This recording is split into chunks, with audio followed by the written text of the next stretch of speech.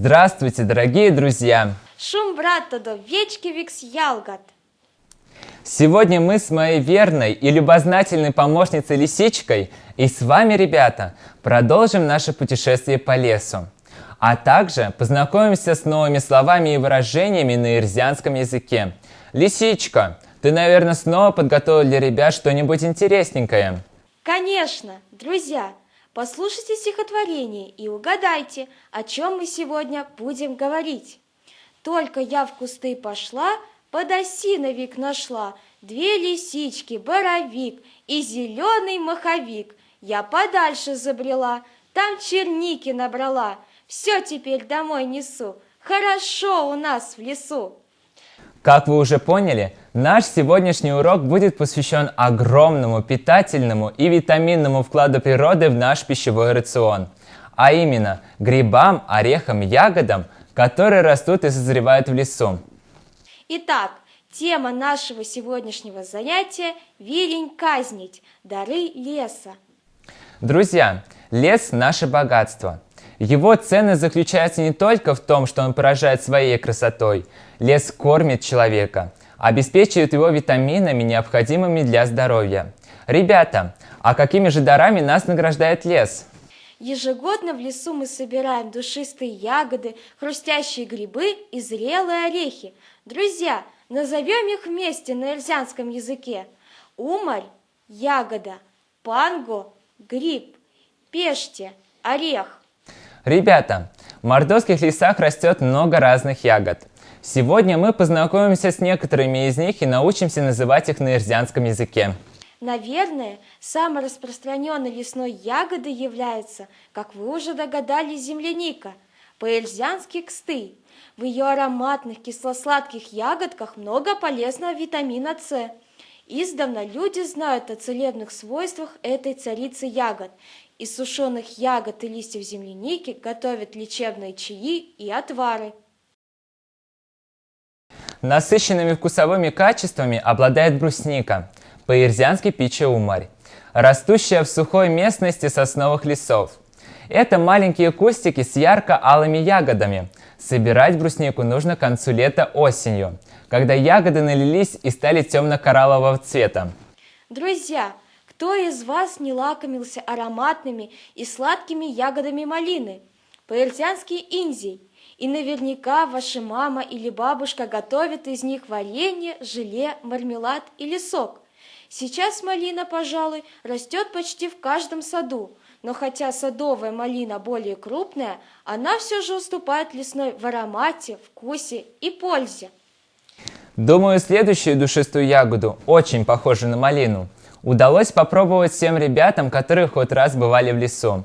Сочные, черные с сизым оттенком ягоды кустарника ежевики, не больше горошины, и их мякоть красновато-фиолетовая. Ведь индий, именно так переводится ежевика на эрзианский язык. Одной из самых полезных ягод, имеющих синий-черный окрас, является черника, по-эрзиански пича-чуля. Лечебные свойства черники издавна использовались в народной медицине. Не случайно народная пословица гласит: «Там, где едят чернику и землянику, врачам делать нечего».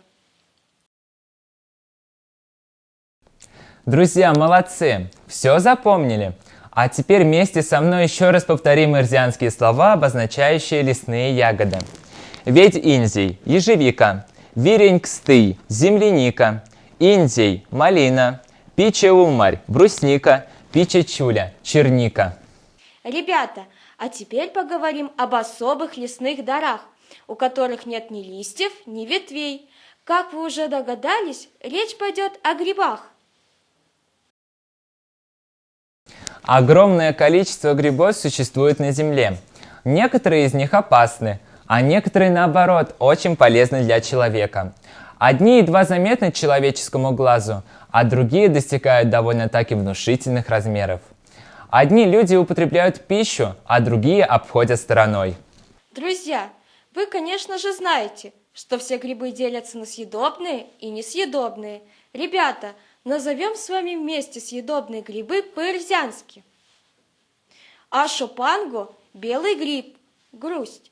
Верек-панго – сыроежка, Килей панго, подберезовик, пой панго, подосиновик, пичи панго, рыжик. Все правильно, ребята. Однако, кроме съедобных грибов, в лесу можно набрать в свое лукошко очень много ядовитых. Попробуем назвать их по-ирзянски. Лисичка, поможешь нам? Конечно, алашань панго – свинушка тонкая, дурак панго – бледная поганка, карво панго – мухомор. Все запомнили? Молодцы!